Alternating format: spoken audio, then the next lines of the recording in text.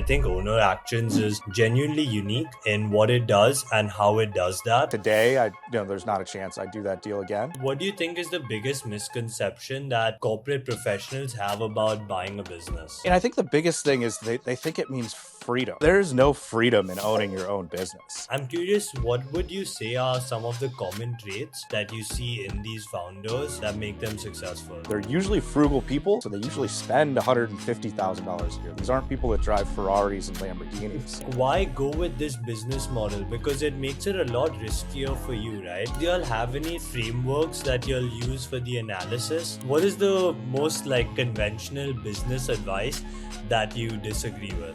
Most conventional business advice I disagree with. Awesome. Thank you so much for joining us today on Inside Micro PE, Mark. I'm really excited about this episode because I think that what you have built at Owner Actions is and I've seen a lot of the M&A space, or at least as much as I can, in the last couple of years. And I think Owner Actions is genuinely unique in what it does and how it does that. So yeah, I'm really looking forward to this conversation, diving deeper into why you started Owner Actions, how it works, some of your experiences with now closing over 20 business acquisitions over the past couple of years. So yeah, maybe if you don't mind, Mark, maybe we can start with how you initially came across acquisitions, because obviously you were working on Wall Street before that and then switching to Main Street. So I'm curious what that transition looked like for you and how that came about. Yeah, definitely. Yeah, thank you for having us. Excited to talk. So we originally got started, I guess, always been, on the investment side. So I did equity research, ran some mutual funds, worked at a hedge fund, ran a hedge fund, worked at a private equity firm. So I was very familiar with kind of analyzing businesses and, the idea of breaking down a business model and deciding whether it was a good investment. And then, I kind of initially got introduced to the small business space. This was a long time ago. This was when Facebook was the only real social media. I saw a 30-second Facebook video from, and I can't remember his name, the Harvard professor that wrote the book on buying small businesses. And he just said, he's like, you can buy a business at 4 times EBITDA with as little as 5% down. And, I just did the math. I'm like, all right, so that's a 25% EBITDA yield, financed at sub 10%. That's a pretty nice spread with a low down payment. And then, started looking from there. I could instantly see how that math would work. And then kind of started looking, started doing the traditional searcher path, making some of the same mistakes that, I see people make now. I think I made them all too. And then we, got our first business in cleaning business in Louisville, had that for a while. And then, eventually we got into helping other people. We started making videos on TikTok and people asked for help. We never sought to create this business. Interesting. So I love how Owner Actions actually came about. I think it's a perfect example of supply and demand. But before we get into that, can you tell me a bit about your first acquisition? Was it scary taking that leap? And yeah, what do you think that you would have done differently knowing what you know right now? We did. So the first acquisition, it was a smaller one that we did with my brother. So he and his wife actually ran it. So it is kind of similar now that we're usually more on the support side. So he and his wife ran the cleaning business in Louisville. I think a lot of the problems were ones that I think I had pointed out before we bought it, but they were very gung-ho about it, and we kind of went with them. It was really small. It was definitely subscale. I think that was probably the biggest issue. It was a franchise, which we ran into some problems during COVID because the franchise, part of your agreement was you'd spend $10,000 a month on mailers, which is fine when you have customers and work to do. But then when you couldn't do the work and you didn't have the employees you still had to send the mailers. There was that issue. There were a lot of interesting issues, like with the residential cleaning business. It's typically single mothers that were your employee base. we found we had like a 45% sick out rate on Mondays. Um, in Kentucky, the governor had picked a fight with the teachers union trying to fix, they had a very big pension problem. So then the teachers were taking like random strike days, which then all of our employees would have to stay home if suddenly the school was closed. So, there was a lot of headaches in kind of a subscale business. We've sold that business since, but we still learned a lot. Always kind of knew that sometimes bigger can be better, and that one being small was probably its biggest negative. Interesting. And what would you say is, if you can, I don't know if you have an exact answer for this question, but I'm curious, like, was there an exact moment where, because you went from being a senior portfolio manager to buying a cleaning business, right? Which are two very different things. So I'm curious if there was like a moment of realization where whether it was that business itself, or was it simply just like you just really believed in the potential of acquisitions? Really believed in the potential of acquisitions. I mean, I think we bought that at 2 times. It's SDE. So, That's a good. really a lot of Yeah. things work at 2 times their SDE. Mhm. So, I mean, that's really what brought me in. I mean, I think today there's not a chance I'd do that deal again. Um, but at the time, that's really what drew me to it. Awesome. And so I really want this podcast to be helpful for some of my viewers or otherwise who are in Wall Street, right, and are considering the entrepreneurship through acquisition or search funds. I'm curious, like, what do you think is the biggest misconception that corporate professionals have about buying a business? I mean, I think the biggest thing is they think it means freedom. Um, there's no freedom in owning your own business, and everyone like wants to escape like kind of the corporate bind. I mean, once it's always hard to say, like, outside of Instagram, it's questionable whether you own the business or the business owns you. Once you get into like the Mhm. real world and you start talking to people that have started and built real businesses, um, not just some of the videos that we see. Like it's hard. I mean, we're all day, every day, 7 days a week, right? And we're always thinking about our business, and it's always top of mind. So it comes up. You've got it's Saturday night, something comes up. You're doing it. So I think this idea that you're suddenly going to create all kinds of free time and all kinds of freedom by buying a business is probably a myth. You also see sometimes, maybe someone who's recently had children and they want kind of like a part-time, flexible work. It's like business ownership is not part-time and it's not flexible. Like the business needs you no matter what's going on in your life. So I think sometimes it's just that it's easy and it represents freedom is probably the biggest misrepresentation. Yeah, I think the grass is always greener on the other side, and a lot of people like they only focus on the pros while just completely forgetting about the cons.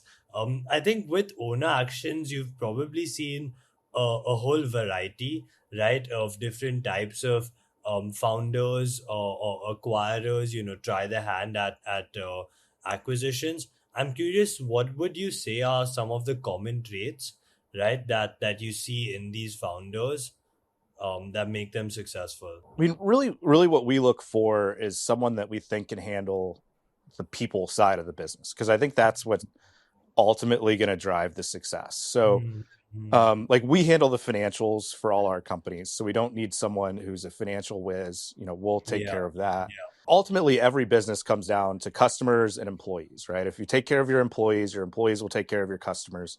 If you do that, everything really tends to go well, and you get a very virtuous cycle of growth. Um, so if you can get that right, that's really the most important thing that we look for.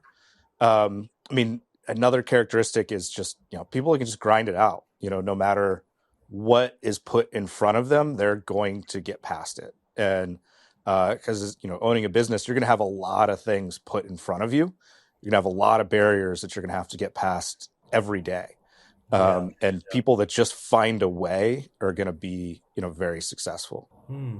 Interesting. So it's a lot about like I don't know, just having that ability to figure things out, deal with problems. But it's a lot about that human aspect as well, which every business has employees, and it's really impossible to get away from that. So over the, let's say, the 20 acquisitions that you have advised on or worked with, I'm curious, how would you say you usually would help them with the transition, right? Or rather than how would you help them, what have you seen in terms of what these entrepreneurs have done in the transition that worked well? So really, the most important thing is going in and building the relationships with the employees. And Hmm. it's really hard kind of in any environment when you bring in a new leader. So even if you've never owned your own business, maybe you've worked at a company where a new manager came in. Like the relationship with the manager that hired you is always different than the manager who came in after you were already there. Yep. Yep. So, whether it's an acquisition or just in corporate, I think it's kind of the same dynamic. So coming in and trying to win over the team, isn't that easy. And even when you feel like you've won them over, you haven't fully won it over until it's really your team that's there. But we still want to go through and make sure, we never go into a business with plans to clean house, right? Usually our plan is that the previous owner knows the business really well. If they think we needed it, we probably do. Sometimes we find out we don't. It's actually happens more often than not that we find out that someone's stealing in some way. And usually we talk to the owner and we're like, hey, Hmm. Joe's doing this. And he's like, yeah, I know. And it's like, okay. Um, and then you have to do something about it because, Yeah. typically we don't tolerate that and we don't have the room to tolerate it because we have a big loan that we have to pay back. When Yeah. you've got the average persona of a business business owner that we're buying from, they make $1 million a year. They're usually frugal people. So they usually spend $150,000 a year. These aren't people that drive Ferraris and Lamborghinis. So if they're like, he's stealing 50 grand from me, but I just let it slide, it's not uncommon with the previous owners. But then when you come in and you've got $1 million SDE and a $600,000 loan payment, things are, a lot tighter, and you have a lot less tolerance, and maybe you Yeah. don't have, the relationship that they had with that person for some reason why they tolerated it. But we've seen that maybe 3 times where there was someone kind of blatantly stealing from the company and the seller knew about it. Wow, that's that's actually really surprising to hear, and I'm guessing it's something that came up during due diligence. I'm curious how you deal with these types of like hiccups, right? Because it sounds like those three businesses were businesses that you eventually did acquire or take over. So yeah, I'm curious how you actually deal with that in due diligence. Well, that's usually something you don't find in due diligence. So it's Oh, always okay. after. Okay. Because I don't know how we could. And luckily it's in a way, it's a positive surprise. 'Cause, once you fix the problem, it increases the cash flow, not decreases. Um, Yeah. but yeah, it's one of those, it's usually hidden pretty well and it's hard. And some of it's just like, Mhm. we had one, it was a FedEx line haul route, and the manager had 2 of her kids on a manager payroll for about 100 grand a year total that were like no show jobs. Um, so I mean, net when we corrected the problem, it improved the business. But you never want, even if someone's doing something like that, letting people go is never a fun process.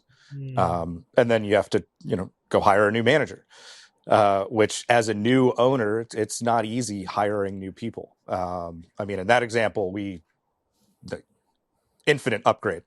The person that we hired to replace the person that left has been phenomenal, and is the business has done really well because of it. Um, but still, it's hiring's hard. Um, it's something that no one can get perfect. I guess in that instance, we got lucky. Yeah, no, that's true. That's true. And would you say that in the first 3 months, what would you say are the most common problems when an entrepreneur is taking over an acquisition? I mean, the biggest and most common is, I think, the cash flow collection cycle tends to slow Hmm. around the Hmm. transition. And Yeah. some of it is I don't know if it's customers are confused. As much as you try to make it easy for them, there's still some confusion. Mhm. You've got a new person to pay, a new process. So you're usually doing an asset sale, so you've got new bank accounts, or whether they're doing it deliberately. It's like, oh, I can probably get away with making my payments a little slower. And also, usually the previous owners, for the same reason we talked about, they're not as strapped for cash flow because they don't have the debt Hmm. that they have to pay. They're just not as worried about getting paid on Yeah. time. Yeah. Bill's due in 30 days, but if you pay it in 60, I don't really care. For us, we've got to make our loan payments. We've got all this stuff. We if it's due in 30 days, we want it in 30 days. Um, so like that's by far the most common is the slowing of the cash collection. Hmm. And our team's gotten, really good at making sure that that doesn't happen now. But when we're early on, that was always something that hit us. And I talk to people all the time, that get in trouble right after their acquisition because they're making sales, but there's no money hitting the bank account. The next is definitely some employees do leave. It's Turnover, usually, of course. turnover is just normal. And I wouldn't say Hmm. we have that many that were directly tied, like, oh, we don't like that there's a new owner here, Hmm. and we're leaving. It Yeah. was more of, they already had a plan to do something else and they were a senior employee, and Yeah. maybe it did kind of kick them over the fence, that there was a new person coming in, but this is something they'd already planned. But there's is, a little higher rate of employee turnover, especially at the senior level in the company around a transition. I mean, I'd say Yeah. that's pretty common. Um, and then, I mean, most of the other stuff is, God, it's a different problem every time. If we knew, if we knew what was coming, we'd get in front of all of them. um, and, That's not it's the well. thing. And actually, if you count the deals that we've advised on, we're around 40 total.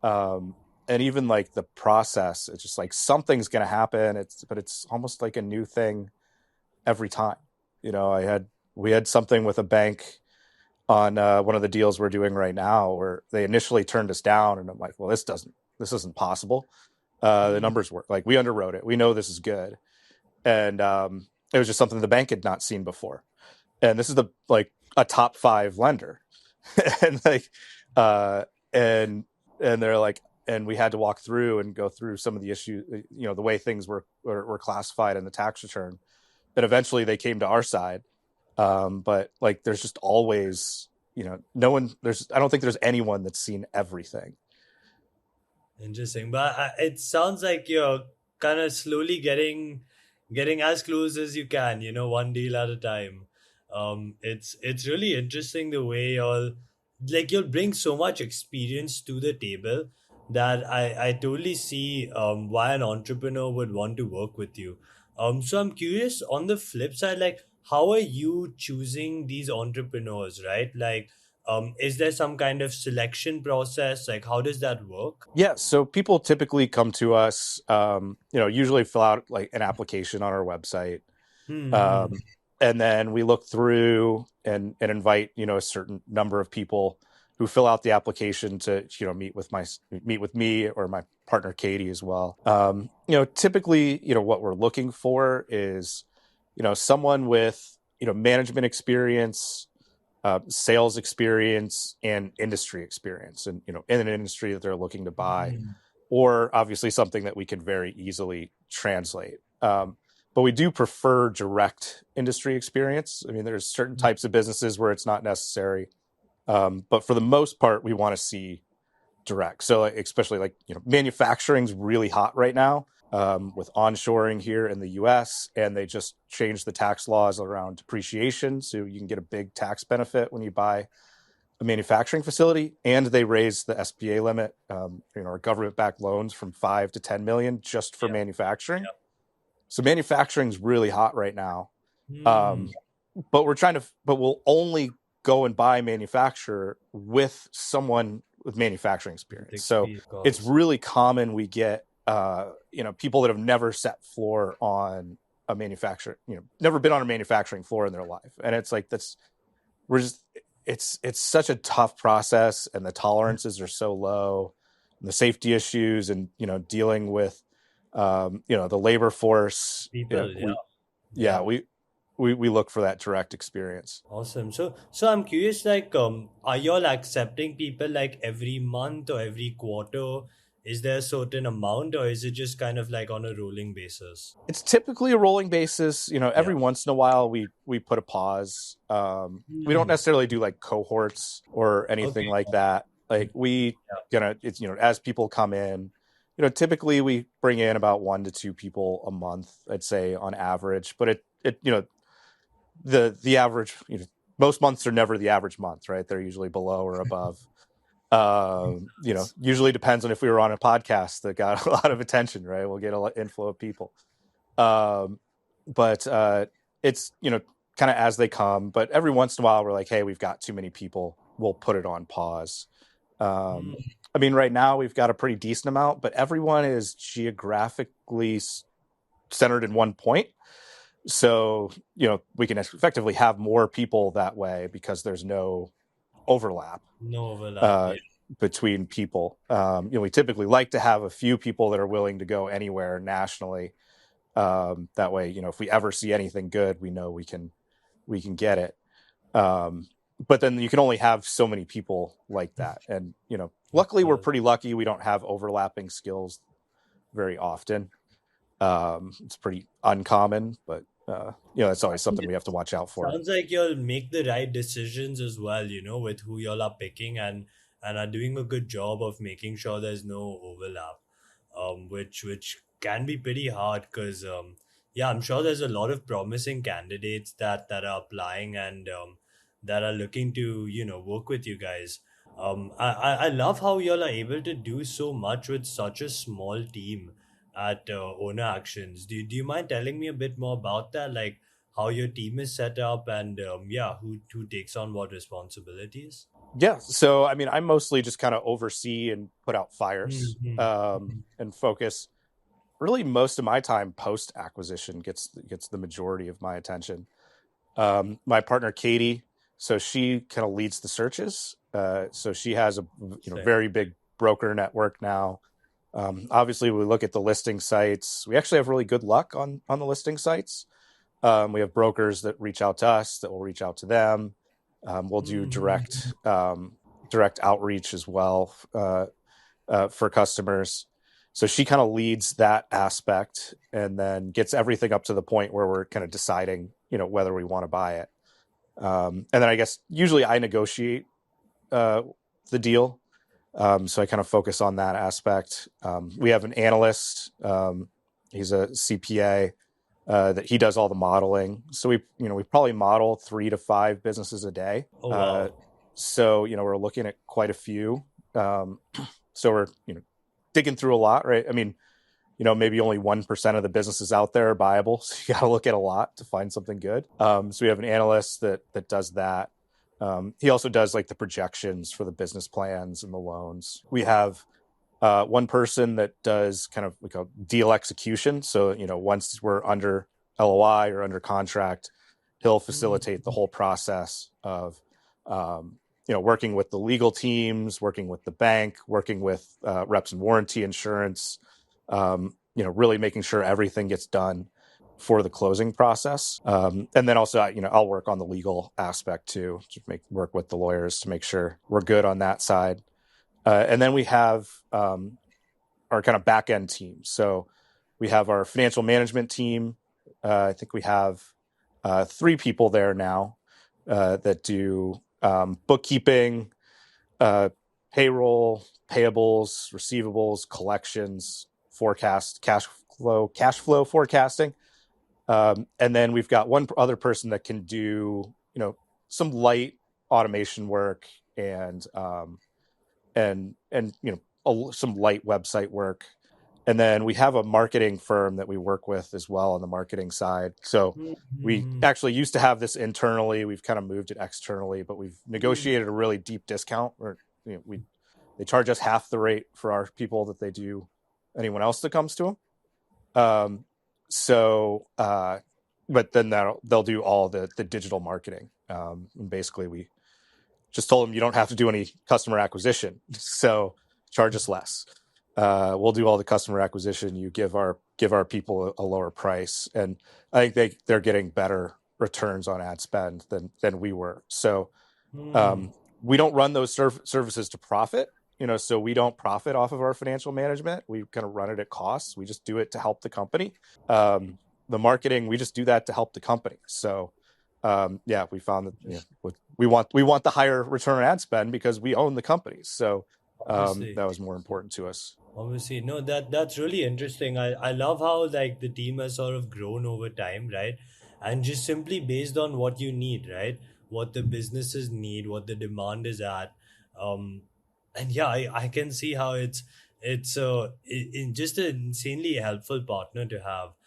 So do you mind helping me understand like what the exact sort of business model looks like, right? When an entrepreneur comes to owner actions and you'll decide to work together, what would that process generally look like?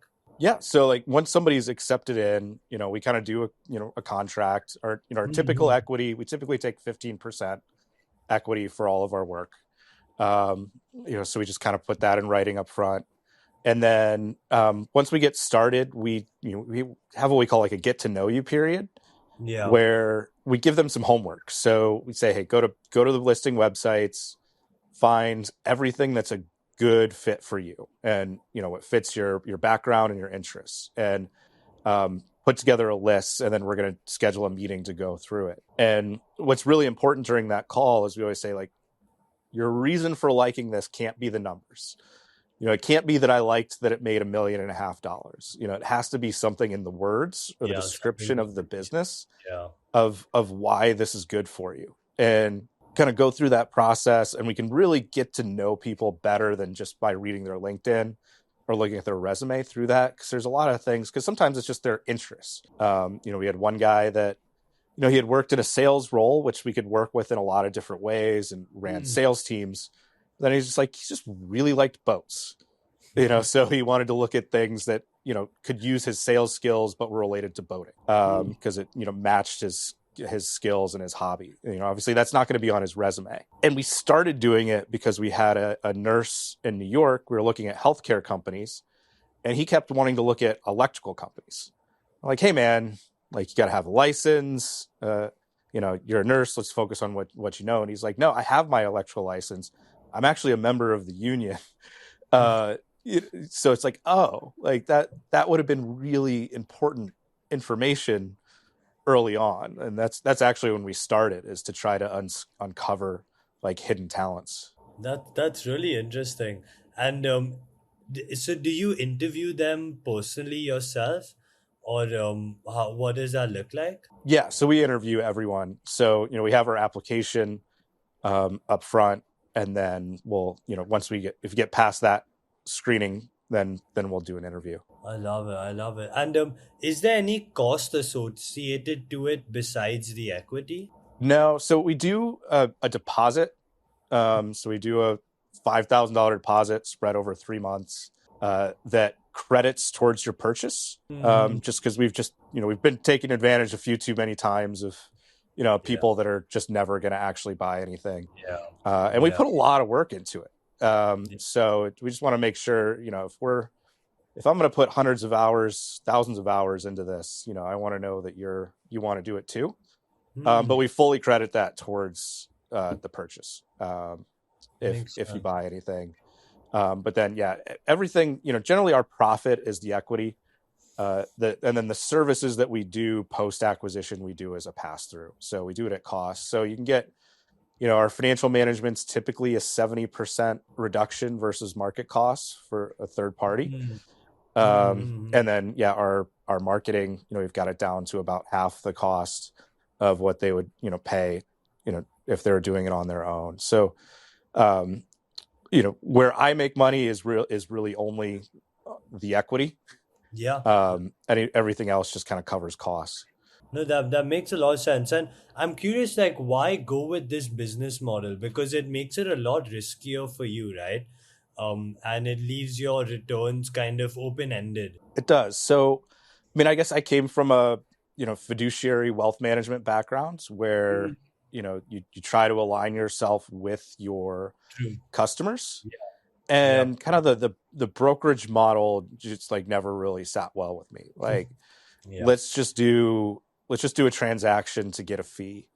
So we kind of thought of a way to kind of bring some aspects of that kind of wealth more, more aligning your interests model to this space, and we kind of made it up. So, um, and it works pretty well because right at the start of the business, right, it's the worst time to pay cash out.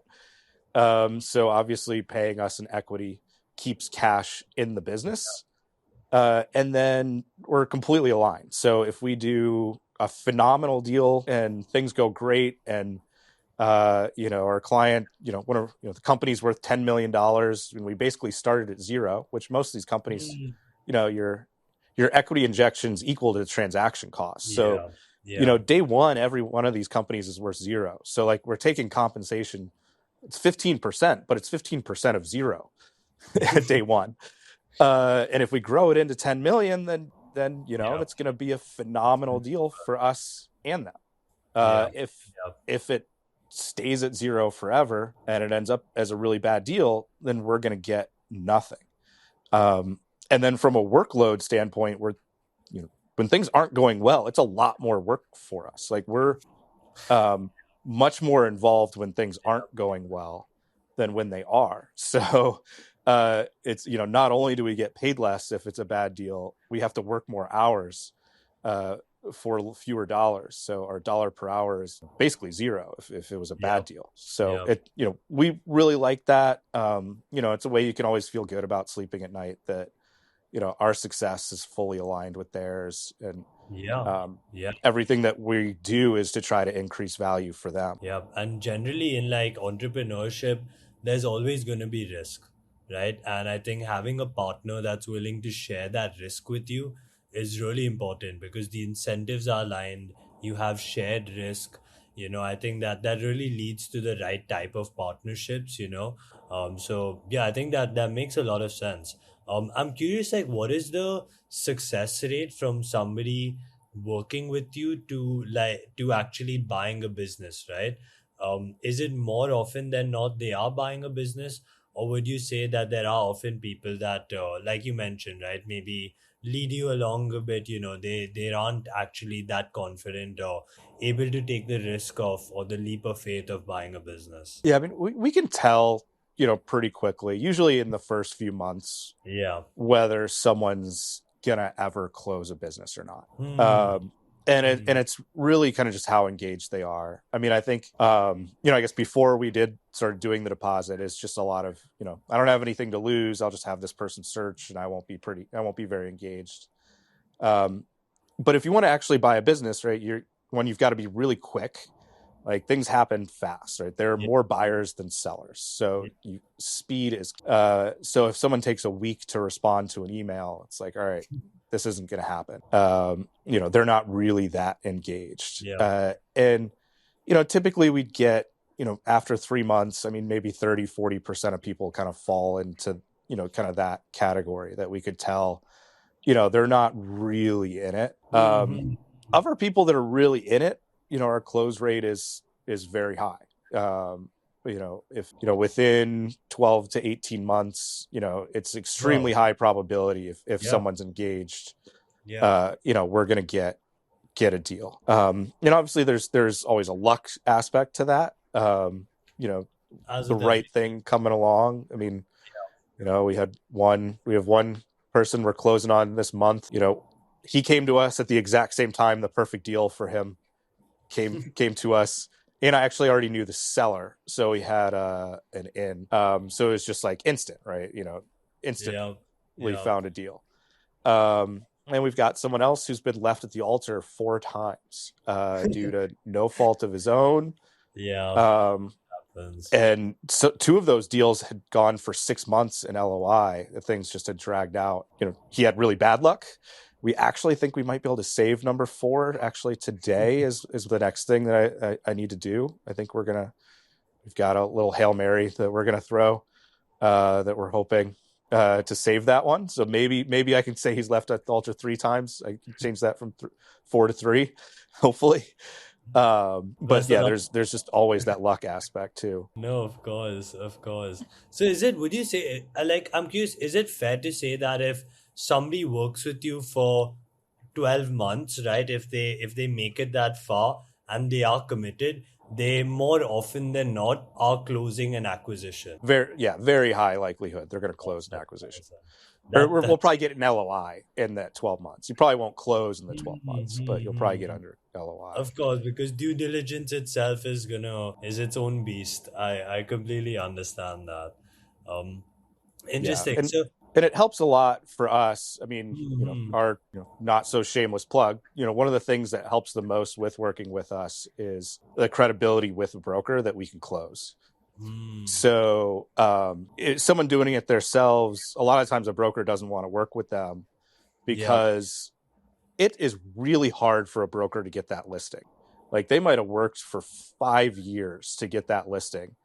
And then there's obviously a big commission that comes with it. So, they don't want to risk that deal falling apart, going into contract for a long time.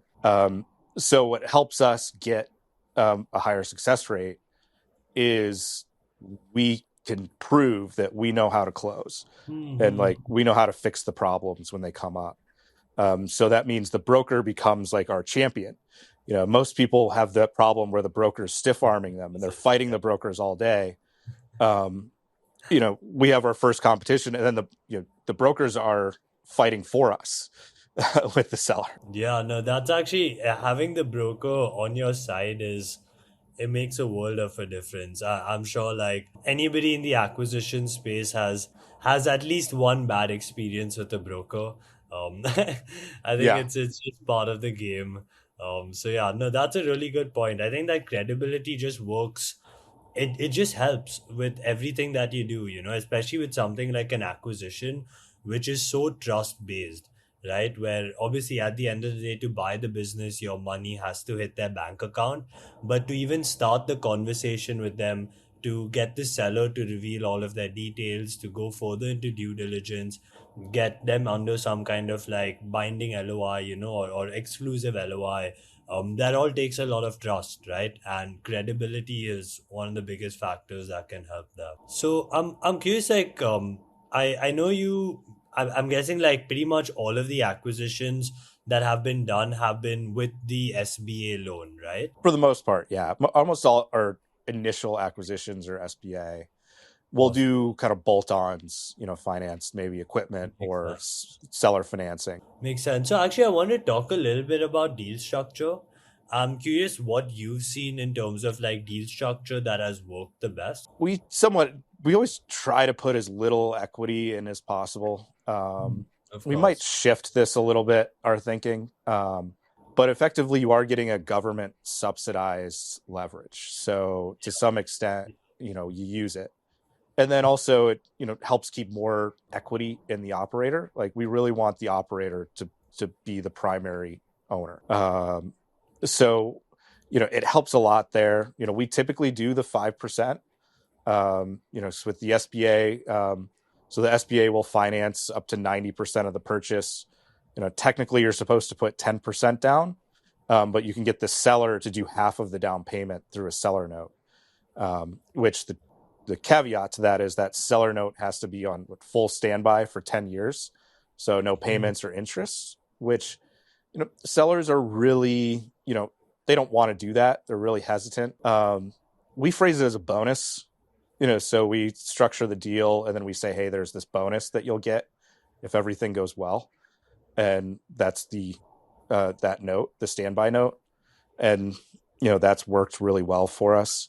Um, you know, Most of the time our partners put in their own cash for the equity injection. Of We course. do have a fund that will put cash in. Now, like, we're fairly selective on who we work with if you're putting your own money in, and then we're obviously even more selective on if we're putting other people's money in. But Yeah. we will put 100% of the down payment, so the operator can do it effectively with zero down. But we call it buying with your resume. Your resume should look like the resume of someone that they would hire for the role of CEO of this company. Yeah. And if your resume looks like that, we will put the money in. We're happy to put money in. We'd love to do it. But we are, pretty tight on who we invest in that aspect. Yeah. Because it's one, we having that fiduciary background, right? Of course. Is that, and that, we're both fiduciary for our customers and for the fund. So we have to make sure that we're investing the fund's money wisely. Of course. Of course. No, that makes a lot of sense.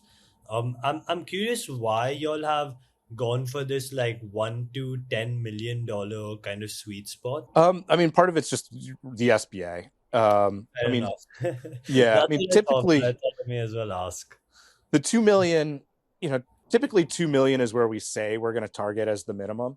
Mm-hmm. And that's where you have kind of the minimum threshold where you have some Yeah. infrastructure in place. Yeah. You have some functioning business. We will go below the 2 million. Like if the right business is, comes Yeah. along, that's that size, So you said there's some luck aspect, right? It's like, yeah, we were targeting something bigger, but this is a really good fit, and it's less, so we'll do it. And then up to 10, you can usually get pretty close to that with there's what's called pari passu loans. So you'll get a conventional loan on top of your SBA loan. So you can get, up to another 3 million from the SBA, or not the SBA, from the bank on top of the SBA. And then usually with some seller financing and some Yeah. equity, you can get up to the 10 million. But the vast majority are kind of in that 2 to 5 range. We can do bigger, but then you run into working with kind of SBICs rather than borrowing from banks. So those are the SBICs are funds that the fund borrows from the SBA and then invests, versus in the traditional structure, your operators borrowing from the bank and the SBA. They typically have $20 million minimums. So, you've got kind of an air pocket in between, really kind of 8 to 20. Yep. Yep. No, that's very interesting. So I know we spoke a little bit about how you support the founder after acquisition. I'm curious to understand a little bit better what the support looks like during the search. There were a couple of very interesting things that I was reading about. Like I believe you'll have some kind of like listing aggregator.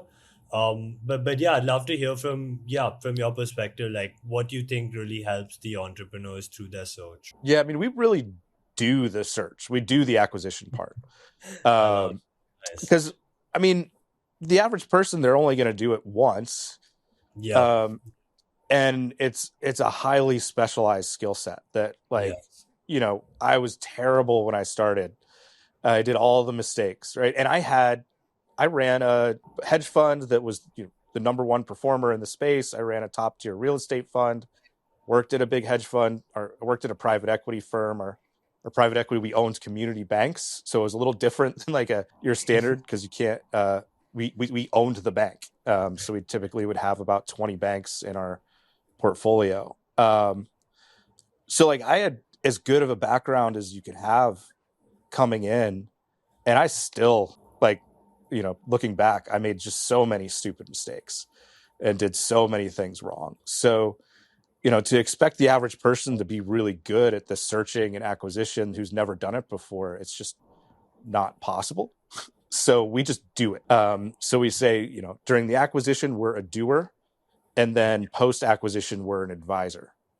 So, if anything that we're doing for you post acquisition, I pass on the costs. Just calls with me, or just part of being an owner, right? And just talking strategy.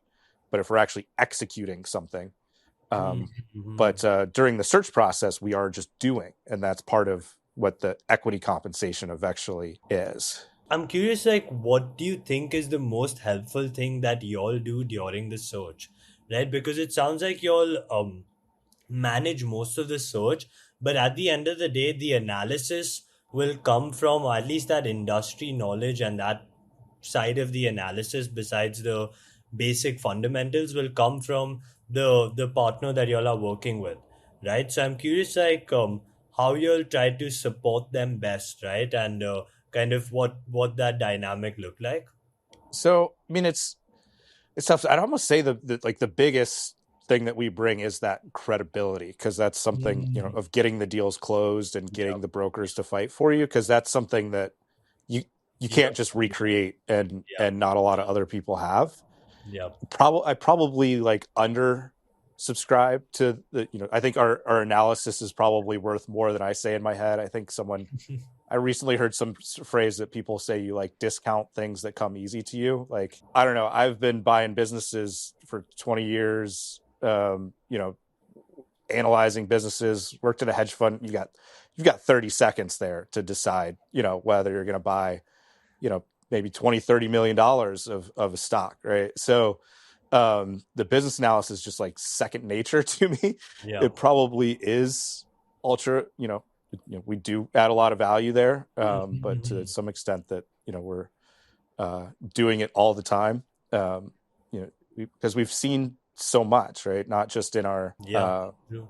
what we've looked at, but what we own, right? So knowing what's going to come after, each industry, we kind of know what to look out for and what the issues are. But it's kind of gotten to second nature for us in a way. Interesting. And I'm curious, do y'all have any like kind of frameworks that you'll use for the analysis?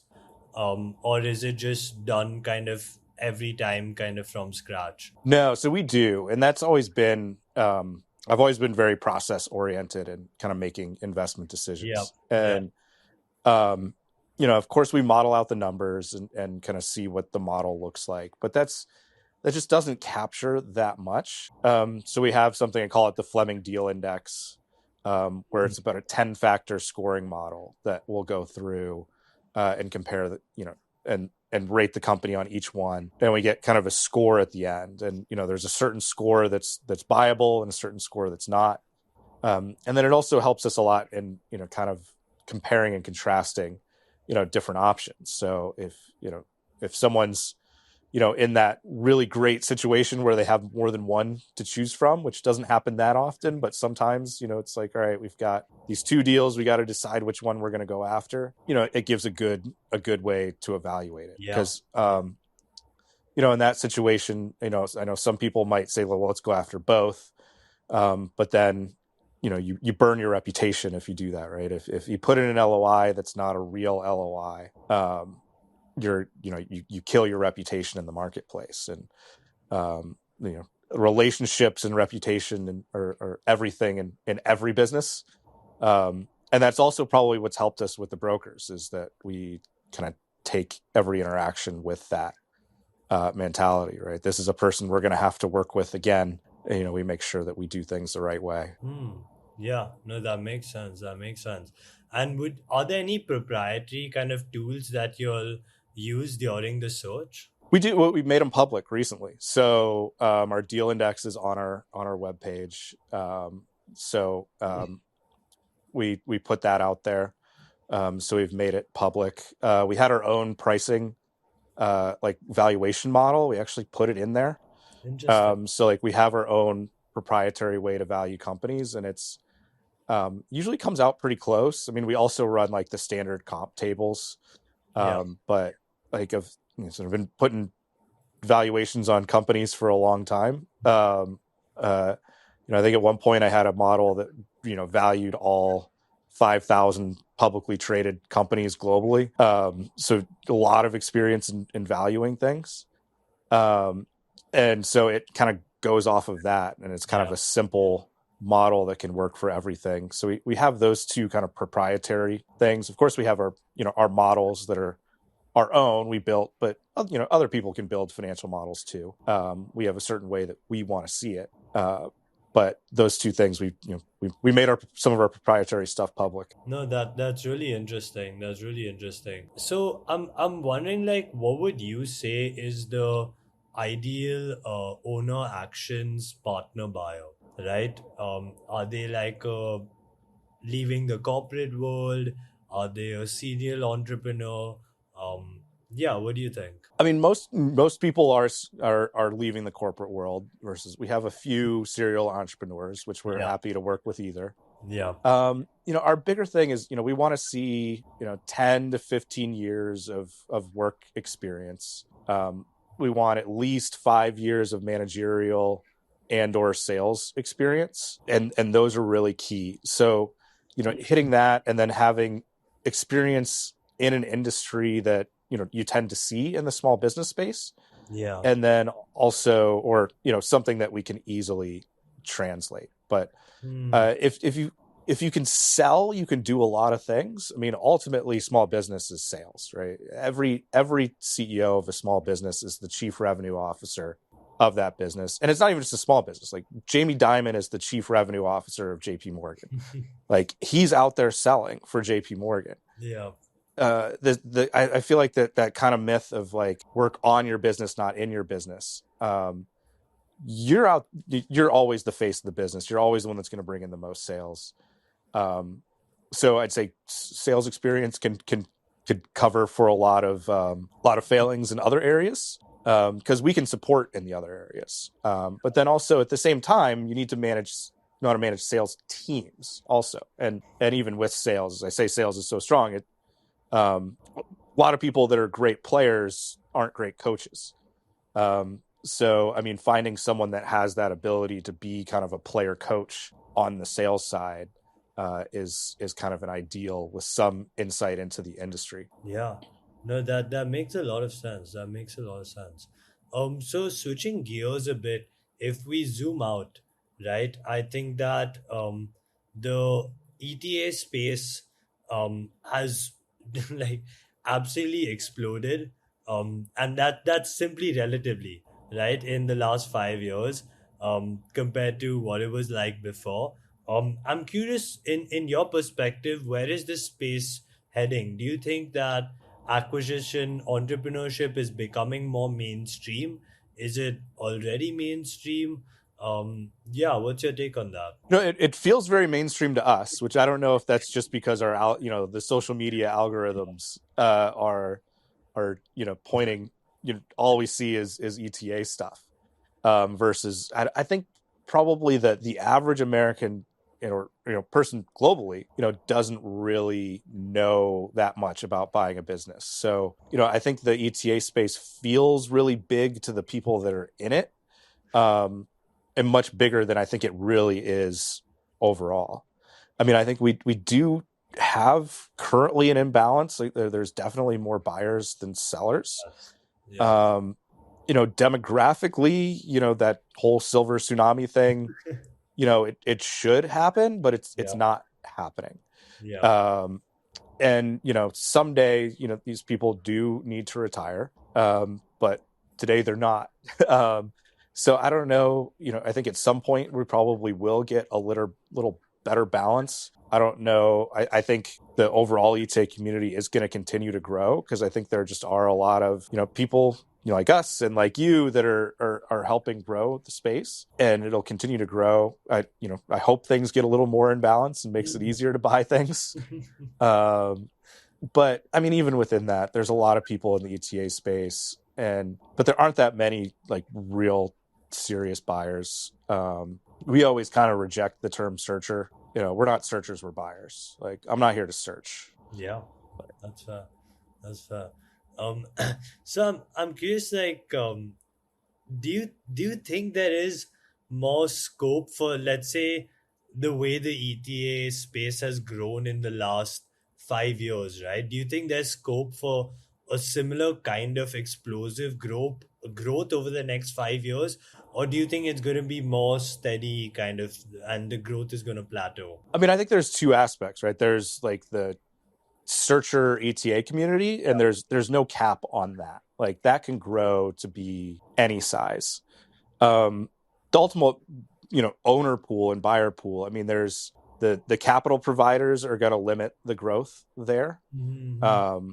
We're seeing, banks here in the U.S. are tightening up a little bit. Some of it's just banks are just always slow to react. Like we're Yeah. probably at like a trough of an economic kind of cycle here.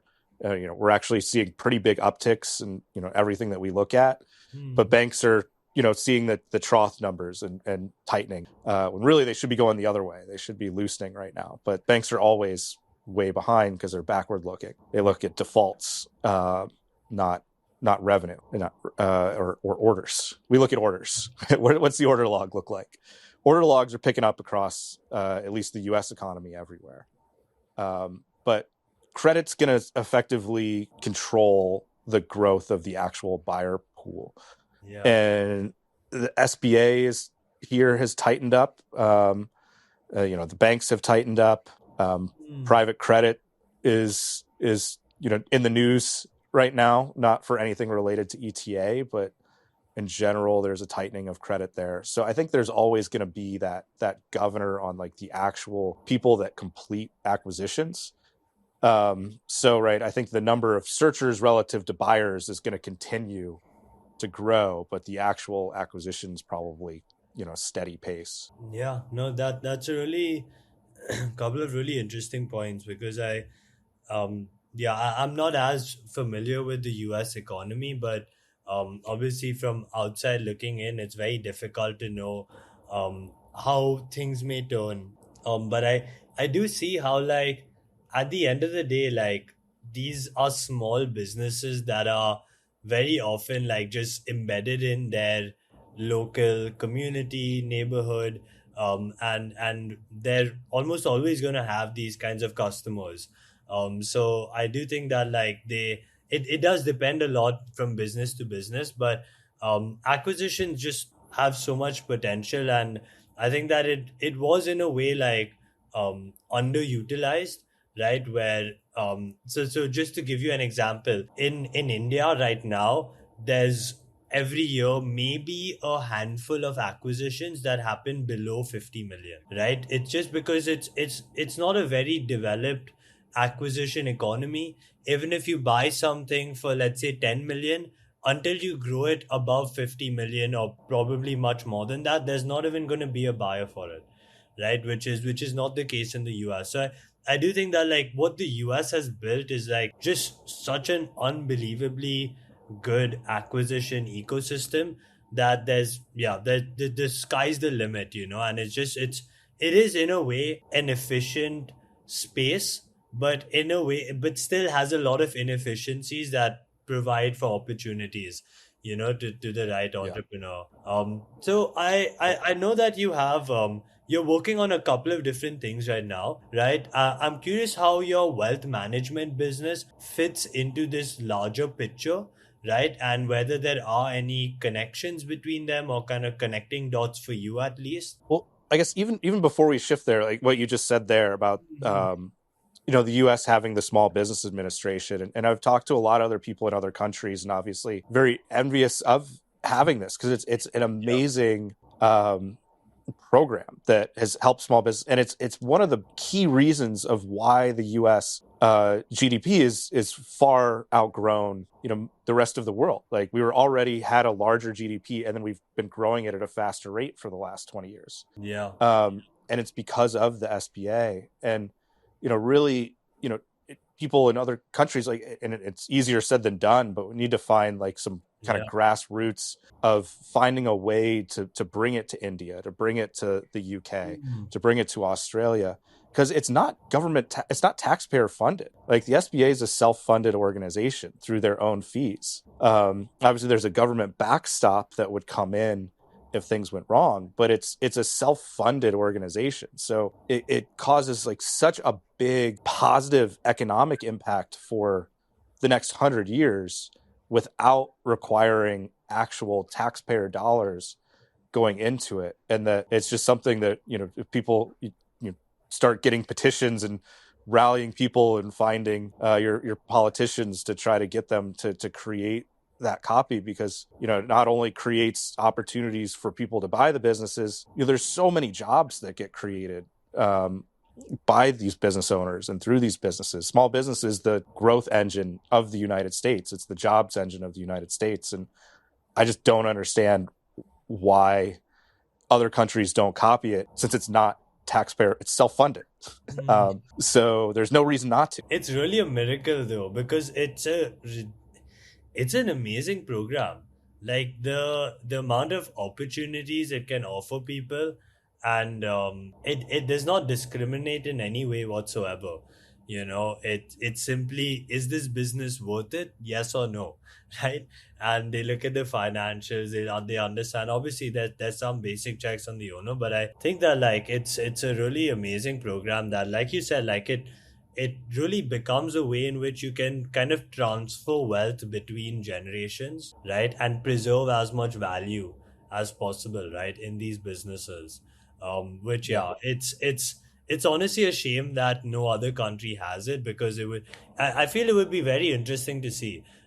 Especially, I think like, I don't know if you're very familiar with like Asia, but so in Japan, they basically, like, they've now started increasing the interest rates, but for the longest time Japan had basically no interest, right? So so Japan, out of everywhere in Asia, probably has the most evolved acquisition ecosystem, and that's simply because they had 0% interest rates for the longest time, and even negative interest rates, at certain periods. Obviously that has all changed now, but it's just very interesting to see how these factors, right, like interest rates, availability of capital, can actually not just influence like the opportunities that are available, but like just building the entire acquisition ecosystem as a whole, which, like you said, like provides so many different opportunities, jobs, and that chance to like preserve the value of those businesses. Yeah, and just the overall economy, like it could Yeah. probably add 1% per year of growth to India's GDP, and that's a lot over a Is- long period of time, right? I yeah. mean, because you've got an infinite time horizon. So if you can get an extra 1% for 100 years, I don't know what what that works out to be, but you're a hell of a lot bigger economy than you would have been without it. Yeah, no, I think especially India has a dire need for it, because I'm not sure how familiar you are with India, but its majority of the businesses here are family owned, and they almost all have succession problems of some kind. And it's really interesting to see how it's not a common thing in India to sell your business. It's not like something that people think that, oh, I can just do that, right? I can sell my business. That never really enters any founder's mind. It's almost always like, okay, I'm gonna give this off to my son, to my nephew, somebody in the family, right? Because they're almost always family businesses and have been in the family for multiple generations, which I think just obviously makes the business so much more powerful and has much more value within it. Yeah, yeah. So I know we're getting towards like the end of like the time that we had. I just have just a couple more questions for you. They're just going to be, so one of these things that we do is like contrarian beliefs. So I'm just going to ask you a couple of quick like contrarian kind of questions. Feel free to just kind of give your thoughts as you like, and then we also have a quick fire round. So that's going to be like a kind of quick questions, and just for you to give like just yeah simple answers. Yeah, you'll see from the questions. It's basically like, would you rather do SBA loan or seller financing? That kind of vibe. Yeah, yeah, that works. Awesome, awesome. So the first question I have for you in the contrarian beliefs is, what is the most like conventional business advice that you disagree with? Most conventional business advice I disagree with. I mean, I'd say it probably is that, kind of work on, not in. And Mm. it's not that I disagree with like the premise. I think it's more of how it gets applied. Yeah.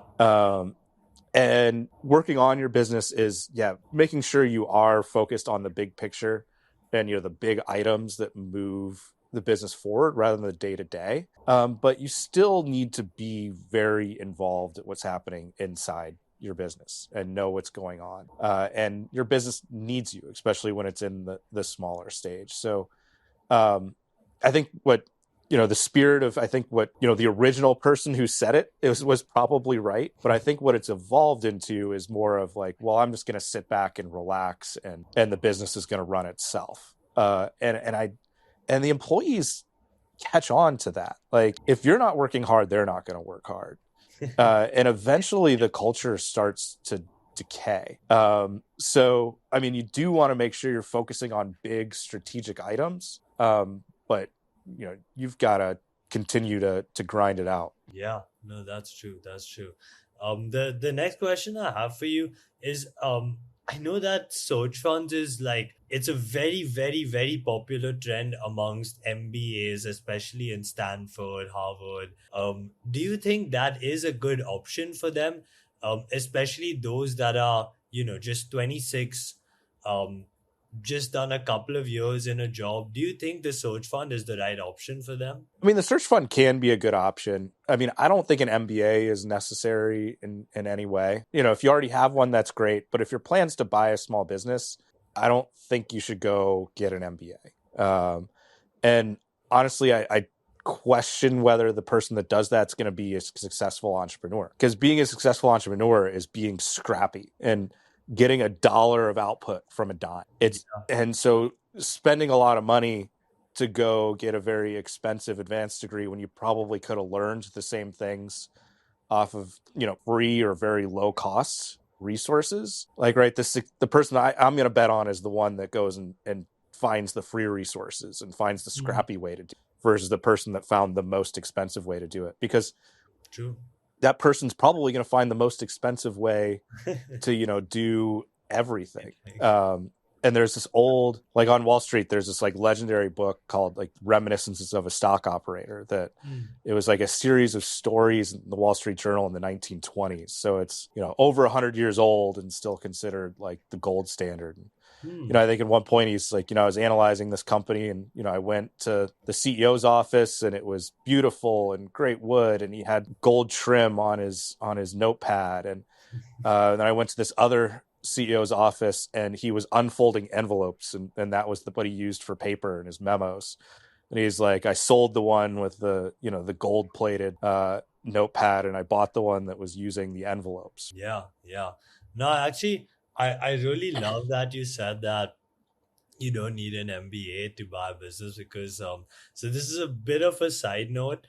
I won't be putting this in the episode, but I'm 24 right now, and in India the first search fund ever was about a year and a half ago.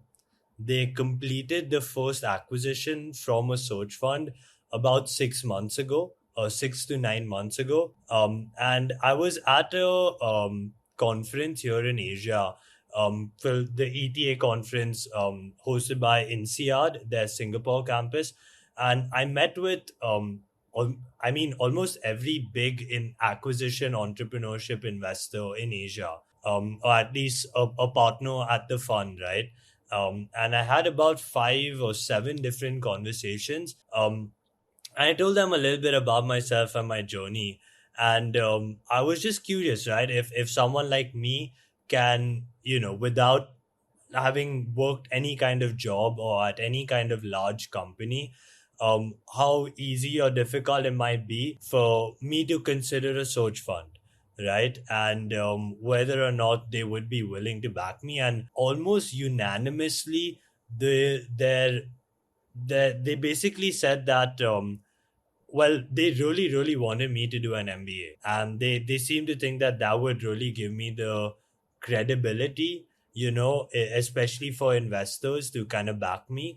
Especially because I have made multiple acquisitions, obviously small ones, right, and had exits on those.